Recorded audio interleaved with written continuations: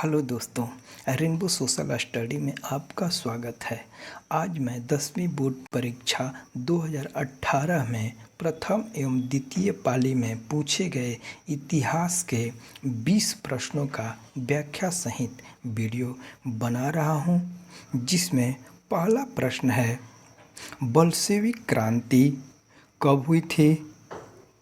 बल्शेविक क्रांति 7 नवंबर 1917 को हुई थी।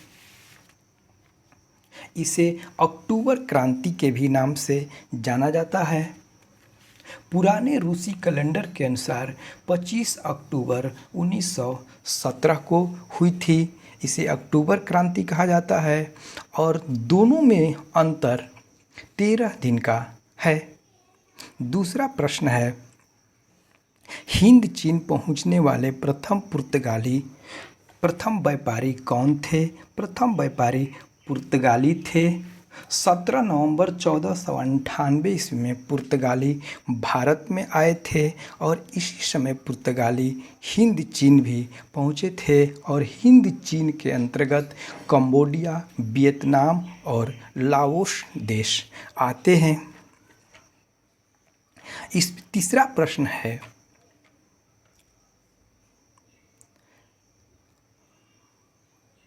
असहयोग आंदोलन का प्रस्ताव कांग्रेस के किस अधिवेशन में पारित हुआ था? ये सितंबर 1920 में कलकत्ता अधिवेशन में पारित हुआ था और दिसंबर 1920 में कलकत्ता के नागपुर अधिवेशन में कोलकाता के प्रस्ताव को पुष्टि की गई और स्वशासन की जगह पर स्वराज्य की लक्ष्य को पारित किया गया। इसमें चौथा प्रश्न है, राष्ट्रीय स्वयंसेवक संघ की स्थापना कब और किसने की थी? 1925 ईस्वी में बीके हेडगवार ने स्वयंसेवक संघ की स्थापना की थी। पांचवा प्रश्न है, इंग्लैंड में सभी स्त्री और पुरुष को वयस्क मताधिकार प्राप्त हुआ। ये 1918 ईस्वी में प्राप्त हुआ। छठा प्रश्न है, कौन सा सामाजिक वर्ग बुद्धिजीवी वर्ग के रूप में उभर कर आया? तो ये मध्यम वर्ग बुद्धिजीवी वर्ग के रूप में उभर कर आया। सातवां प्रश्न है, प्राचीन काल में किस स्थान से एशिया और यूरोप का व्यापार होता था? ये रेशम मार्ग से एशिया और यूरोप का व्यापार होता था। आठवां प्रश्न है, आर्थिक संकट के कारण यूरोप में कौन सी नई शासन प्रणाली का उदय हुआ? तो ये फासीवादी और नाजीवादी शासन का उदय हुआ। किस पत्र ने रातों रात वर्नाकुलर प्रेस एक्ट से बचने के लिए अपनी भाषा बदल दी? ये अमृत बाजार पत्रिका ने रातों रात अपनी भाषा बदल दी। 1878 ईस्वी में vernacular press act lord Lytton के शासनकाल में पारित किया गया था और ये मोतीलाल घोष अमृत बाजार पत्रिका के प्रकाशित किया था।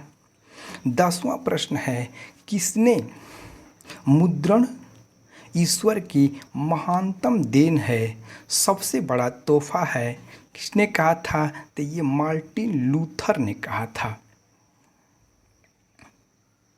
11वां प्रश्न है, वेस्टफालिया की संधि किन देशों के बीच हुई थी? तो ये संधि रूस एवं जर्मनी के बीच हुई थी। 12वां प्रश्न है, मार्च 1946 में फ्रांस और वियतनाम के बीच होने वाला समझौता किस नाम से जाना जाता है? ये हनोई समझौता के नाम से जाना जाता है और फ्रांस इस समझौते के तहत वियतनाम को एक गणराज्य के रूप में स्वतंत्र इकाई की मान्यता दी। 13वां प्रश्न है, पूर्ण स्वराज की मांग का प्रस्ताव कांग्रेस के किस वार्षिक अधिवेशन में पारित हुआ? तो ये 1929 के लाहौर अधिवेशन में ये प्रस्ताव पारित हुआ। 31 दिसंबर 1929 को रावी नदी के तट पर रात को 12 बजे पंडित जवाहरलाल नेहरू ने भारत की झंडा फहराया था और इसी में यह निश्चित किया गया था कि 26 जनवरी 1930 को पूर्ण स्वराज दिवस के रूप में मनाया जाएगा। 14वां प्रश्न है, वल्लभ भाई पटेल को सरदार की उपाधि किस किसान आंदोलन के द्वारा दी गई? बारदोली आंदोलन के द्वारा। बारदोली आंदोलन 1928 में हुआ था और इसी आंदोलन में बारदोली की महिलाओं द्वारा उन्हें सरदार की उपाधि दी गई थी। 15वां प्रश्न है, भारत के लिए पहला फैक्ट्री एक्ट पारित हुआ। ये 1881 ईस्वी में पहला फैक्ट्री एक्ट पारित हुआ और इस एक्ट में 7 वर्ष से कम उम्र के बच्चों के कारखाने में काम करने पर प्रतिबंधित किया गया और 12 वर्ष के से कम उम्र के बच्चों को काम के घंटे तय किए गए तथा महिलाओं के लिए काम के घंटे एवं मजदूरी तय की गई। 16वां प्रश्न है, पूंजीपति वर्ग के द्वारा किस वर्ग का शोषण हुआ? तो इसमें श्रमिक वर्ग, मध्यम वर्ग और कृषक वर्ग का शोषण हुआ। 17वां प्रश्न है,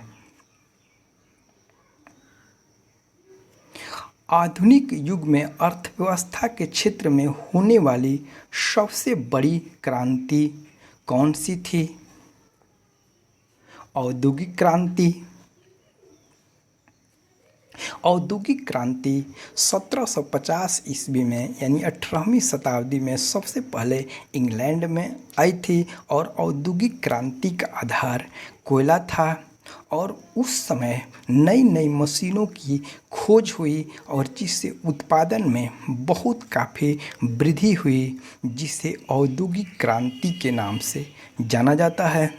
18वां प्रश्न है, भूमंडलीकरण की शुरुआत किस दशक में हुई? तो भूमंडलीकरण की शुरुआत 1990 के दशक में हुई। भूमंडलीकरण यानी वैश्वीकरण का अर्थ होता है विश्व की अर्थव्यवस्था को अन्य देशों की अर्थव्यवस्था के साथ जोड़ देना, जिससे कि स्वतंत्र रूप से वस्तुओं एवं सेवाओं का व्यापार हो सके। 19वां प्रश्न है, गुटेनबर्ग ने सर्वप्रथम किस पुस्तक की छपाई की? बाइबिल। 20वां प्रश्न है, और विश्व में सर्वप्रथम मुद्रण की शुरुआत कहाँ हुई थी? चीन में हुई थी।